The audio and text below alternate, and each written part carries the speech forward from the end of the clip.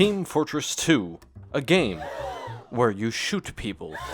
Yes, Team Fortress 2 is a fantastic game with a very well-designed cast of characters, except for this one. But how could I say that? Sniper is one of the most beloved characters in the game, with a huge community dedicated to his specific style of play. But unfortunately for the Sniper fans out there, I just don't like him. In fact, I think he's one of the worst designed characters in the game, and my opinion matters because I'm a YouTuber. And this is for three major reasons. Firstly, Sniper breaks what is effectively an unwritten rule of the game, making it so that he can very often fight you in such a way that you cannot meaningfully retaliate. Secondly, Sniper can very often be a one-dimensional and uninteractive character to fight against, which is unlike many of the other dynamics in the game. And finally, Sniper can very often circumvent his own mechanics to be able to get kills. Now, what do I mean by Sniper is breaking the rules? Because that's a relatively inflammatory statement. He's not doing anything wrong, he's just sitting there, having a good old time, getting crits because he just threw a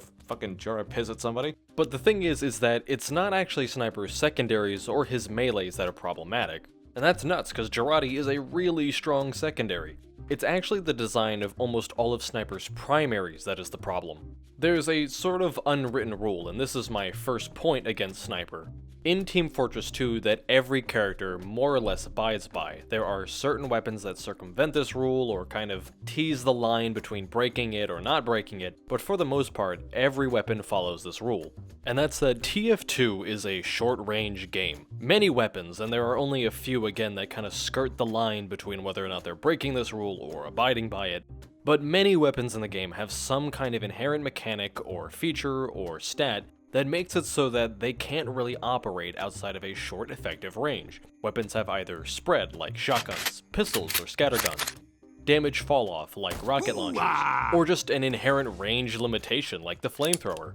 And this is done for actually a very good reason. Basically, this makes it so that players have to go out and seek each other to get into some kind of actual fight, forcing players onto the objective and into the effective range of one another, and making it so that all the mechanics in the game become far more impactful and meaningful. Soldiers and demo men being able to differentiate their damage by hitting direct hits instead of indirect hits. Demo men being able to lay down sticky traps that their opponents are forced into because they have to get into close range. Scout's movement becoming far more important because he can now more easily outmaneuver someone the closer he is to their camera. Engineer able to defend an actual location because players are forced into his sentry's effective range. And Pyro and Heavy going from a class that can't really do anything at long range to something that is a serious, impactful threat at a close range. And even something as simple as Spy being able to backstab people. This is, I think, a certain kind of a secret spice that I don't really get seen talk about much when it comes to TF2's combat. Most people point out the fact that there's no, assault rifle type weapons, or unit cohesion, or the fact that if you don't get a kill within 30 minutes, Valve bans your account. And while those design choices are very important, I don't think any of them matter quite as much as the fact that Valve clearly wanted people to get close to one another. And this is where Sniper comes in. Sniper's sniper rifle isn't affected by any of this. It has no spread, it has no damage fall off, and it's a hit scan weapon. Meaning it is the only weapon in the game that has effectively infinite effective range, let alone long range. This is what allows the sniper rifle to constantly fight you within his effective range, because his effective range is anything he can see, but also fight you outside of yours. Now, of course, you can retaliate. It's not like you can't do anything, but anything you can do comes with inherent risks. And many of those risks often vastly outmatch the reward. It's kind of like playing World of Warcraft. You risk gaining 30 pounds, and your reward is probably nothing. For example, there's only a few weapons that can even meaningfully attempt to kind of pester the sniper at a long range. Weapons like the pistol, the shotguns, even the minigun really aren't going to actually do anything effective to him. To do something of any substance at all, you need to have one of the projectile weapons typically, so like the rocket launcher, the Crusader's crossbow is especially effective, and like the man melter or the flare gun. But outside of this small number of examples, and this also includes the Wrangler by the way, because the fucking Wrangler is ridiculous, outside of this small pool of examples, you really don't have a lot of good option. And this is what causes problem number 2. Because the sniper rifle is perfectly accurate and is not dodgeable in any way, the game very quickly comes down to just how good the sniper is at shooting, and this dynamic very quickly becomes one-dimensional and uninteractive. If you can't actually retaliate against the sniper in a meaningful way, then your methods of dealing with him are highly predicated on him making a mistake. For example, you can move in such a way that makes it so that you are harder to hit, but unlike dodging a projectile, which is slow and which you can guarantee that you're going to get away from, making a sniper less likely to hit you isn't an exact science, and it's not guaranteed. If the sniper is good enough, it actually doesn't even matter. This is why botters and cheaters choose sniper as their class of, well, choice, because a bot has perfect aim. None of the things you do against it, other than having more than 150 health, matter, because the bot has perfect aim. And that's my argument for the hypothesis that sniper can be a very one-sided dynamic. If the sniper is good enough, there's not much you can do about it. Luckily, we're only ever playing against human snipers, so we don't have to worry about actual perfect aim because that is not physically possible. But a good sniper can still do a lot of damage, and still put into practice many of these concepts. Now, of course, you can play Spy. Spy is Sniper's worst matchup. But it is somewhat difficult for Spy to get past the entire enemy team without detection, and also Sniper has, to say the least, a bit of matchup support. So even though Spy does have the best opportunities and the best chance against Sniper simply because he can go invisible and it's hard to get shot while you're invisible, or at least you'd think it was, it can still be a tough fight. And finally, the third issue I have with Sniper is just his really high base damage, which makes it so he doesn't actually have to charge. Sniper can literally just quickscope 5 out of the 9 characters in the game, meaning he never has to actually commit to a position. He can just go somewhere, quickscope somebody, and then move on. And I find this misleading because in the Meet the Sniper trailer, Sniper is consistently portrayed as sitting in one location, waiting for a perfect opportunity and then striking, and that just simply isn't true. The propagandists over at Valve would have us believe that Sniper is a self-made man, toiling to make his own piss when we all know that Sniper built his piss fortune off of the suffering of others.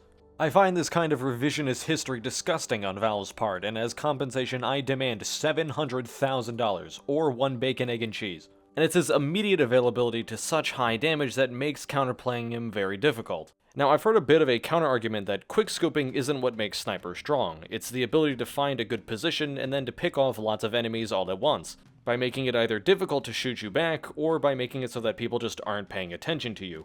But also, literally every class in this game, and I think every single position in every FPS game ever made, is made stronger by people not shooting at you, so that's not exactly a strong argument in my opinion. If anything, it shows off just how well Sniper can leverage a decent position compared to every other character. Many characters don't have as many good positions as Sniper can, and can't leverage them as powerfully as he can. If anything, these positions are actually made stronger by quickscoping, since you can deal a lot of impactful damage really quickly, rapidly killing off multiple enemies, which is something pretty much, again, no other character could do. What counts as a good position for Sniper is not a good position for basically any other class. He makes any position a good position, unless he's literally right in the face of a scout, and even then, you can win that. Instead of being a limitation, charge is actually pretty much a strictly beneficial thing for Sniper, because he doesn't actually have to charge. A base damage of 50 multiplied to 150 on a headshot means that Sniper can kill 5 out of the 9 classes without charging at all. He can even kill Demo Knight if they have the Eyelander, or if you're wounded basically at all, he can kill you in one shot without charging.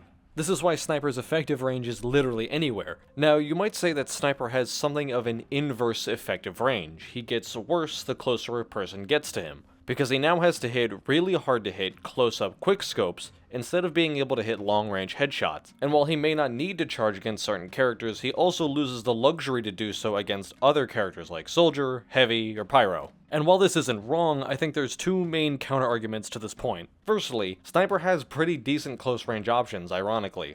Jarate and the Bushwhacker, most notoriously, are very strong close-range weapons. You can kill pretty much any class except for the Soldier and the Heavy in one hit, and that's assuming the Soldier didn't rocket jump at all to get over to you. And secondly, while some of the Sniper's strengths get harder to perform at a close range, they do not stop being effective. Other classes simply can't do what Sniper can do. Scout cannot make his weapons more accurate over a long range. Soldier cannot make his rockets stop doing damage falloff. Pyro cannot make his flamethrower go further. Sniper can hit close range headshots. Other classes have ranges where they are mathematically basically useless. Sniper simply has a range where he's harder. But what do we do about this? Well, unfortunately for us, the Demon Lord Galfax still holds a dark, powerful seal over the door to the Tf2 offices. On either side of the door, he has reinforced the walls with something called drywall, a material so powerful that no mortal weapon can possibly break through it. So unless we can assemble a pack of 4 to 6 stalwart adventurers of varying backgrounds and abilities, willing to work together against the faces of evil, then there's nothing we can do. This is to say nothing of the fact that Genin and his minions have seized the island of Korodai. It gets one thinking, how can we help? And really, there's only a few viable solutions. The first thing we can do is lower the sniper's base damage, and this is a solution that's been kind of thrown around for quite a while now, and it's actually one that has a decent amount of merit. Lowering the sniper rifle's base damage makes it so that the sniper has to commit to his position more, because he actually has to charge up to get a headshot at all. Or at least a headshot that can actually kill somebody. It also makes sniper harder to play since you can't take as many shots, you have to make the ones you take count, and also gives the sniper an actual time to kill. He would still have incredible rewards. A close range headshot, even if you only reduce the sniper rifle's damage by 10, is still doing way more damage than a shotgun can.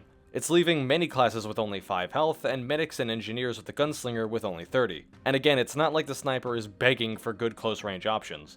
The problems with this solution, however, are that Sniper has been basically unchanged for 15 years, and getting the existing Sniper community to accept this change, especially one that is strictly negative for them, is going to be very difficult. That might not seem like a good reason for some people, but trust me, that's a legitimate concern. If he was good enough for the last 15 years of patches, then there probably shouldn't be anything wrong with him now, even if that might not necessarily be the case. Secondly, we can try to redesign some of the maps to make it so that Sniper isn't as strong as he is. Sniper as he is, in my opinion, is a problem in a vacuum. That being said, you can also design maps in such a way that help to alleviate a certain class's strengths. Cutting down on the Sniper's good positions, even if Sniper makes basically any position a good position, does at least help to make it so that Sniper has a bit of counterplay. Of course, this would be a laborious undertaking and is very unlikely to actually happen, even if alternatives for many of Valve's favorite maps exist in the form of community updates, and would probably be literally almost free to just use. But again, redoing all the maps is clearly something Valve never wanted to do and probably doesn't want to do now, which is a shame because many of TF2's maps are long in the tooth.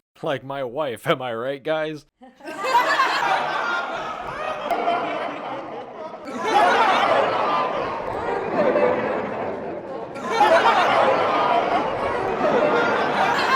And finally, we can start giving classes better alternatives to deal with Sniper, but this is a slippery slope. The more classes we allow to compete with Sniper, the worse the problem of Sniper becomes. We're just exacerbating the issue by giving every class a pocket sniper, some kind of weapon that makes it so that they're a part of the problem. But yeah, that's pretty much my piece. There's not really a good solution to the problem, and frankly, Sniper is just not a good fit for the game himself. He was flawed from the beginning. It's like the start of Fallout New Brunswick. The guy in the suit goes, "You know, pal, I was cheating since the beginning." At least I think so, I didn't play that game. But yeah, thank you very much for watching. I will see you guys next time when I come up with a video idea, because I'll definitely be doing that. I mean, this is a professional operation, it's not like I don't know what I'm doing next. You guys are crazy. I will say though that the next video will not be TF2 exclusive. Team Fortress 2 will probably play a part in it, but it won't be the only game we talk about. I'm considering doing something that's a bit more generic to multiple kinds of games, like just a game design fundamental. So there will be multiple games in that video. Stay tuned, and I will be back with more.